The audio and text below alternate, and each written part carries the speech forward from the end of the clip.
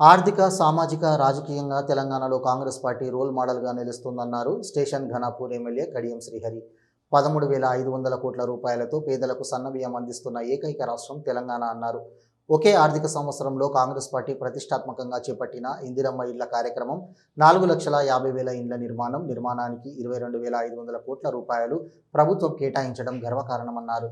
దళితుల సామాజిక ఆర్థిక కోణాన్ని దృష్టిలో ఉంచుకొని ఎస్సీ వర్గీకరణ బిల్లు అసెంబ్లీలో ప్రవేశపెట్టిన ఘనత కాంగ్రెస్ పార్టీకే దక్కుతుందన్నారు. దేశంలో మొట్టమొదటిసారిగా కులగణన చేసిన ప్రభుత్వం కాంగ్రెస్ ప్రభుత్వం అన్నారు. దేశంలో ఏ రాష్ట్రం ఇవ్వలేనంతగా సంక్షేమ పథకాలను కాంగ్రెస్ పార్టీ ఇచ్చి అభివృద్ధి చేస్తుంటే కొన్ని రాజకీయ పార్టీలు పనిగట్టుకుని బురద చల్లే ప్రయత్నాలు చేస్తున్నాయన్నారు. ఇలాంటి పని లేని ఆరోపణలు పట్టించుకోవాల్సిన అవసరం లేదని కడియం శ్రీహరి స్పష్టం చేశారు.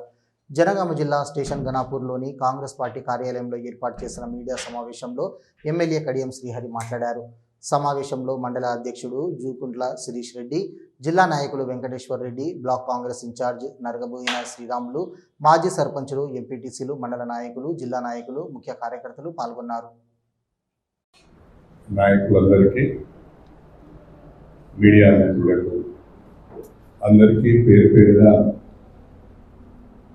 నా హృదయపూర్వకమైన నమస్కారాలు తెలియజేసుకుంటున్నాను. ప్రజల ఆశీర్వాదంతో కాంగ్రెస్ పార్టీ రాష్ట్రంలో అధికారంలోకి వచ్చి 18 మాసాలు పూర్తి చేసుకున్నది. ఈ 18 మాసాల కాలంలో కాంగ్రెస్ ప్రభుత్వం వస్తే ఇందిరమ్మ రాజ్యం వస్తుంది. ఇందిరమ్మ రాజ్యం వస్తే పేదవాళ్లకు పెద్ద ఎత్తున సంక్షేమ పథకాలు అమలు చేస్తారు అనే ఒక నమ్మకంతో ప్రజలు కాంగ్రెస్ పార్టీకి ఓటేసి గెలిపించడం జరిగింది. ప్రజల నమ్మకాన్ని వమ్ము చేయకుండా ఈ సంవత్సరాల కాలంలో కాంగ్రెస్ పార్టీ పేదల సంక్షేమానికి అనేక వినూత్నమైన కార్యక్రమాలు చేపట్టి దేశంలోని ఇతర రాష్ట్రాలకు రోల్ మోడల్గా నిలబడుతుందని చెప్పడంలో ఎలాంటి సందేహం లేదు.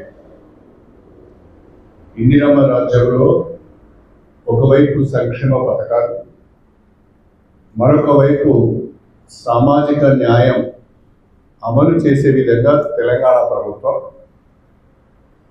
ప్రత్యేకించి గౌరవ ముఖ్యమంత్రి శ్రీ రేవంత్ రెడ్డి గారు పనిచేస్తున్న విధానాన్ని మేమందరం కూడా హృదయపూర్వకంగా అభినందిస్తున్నాం.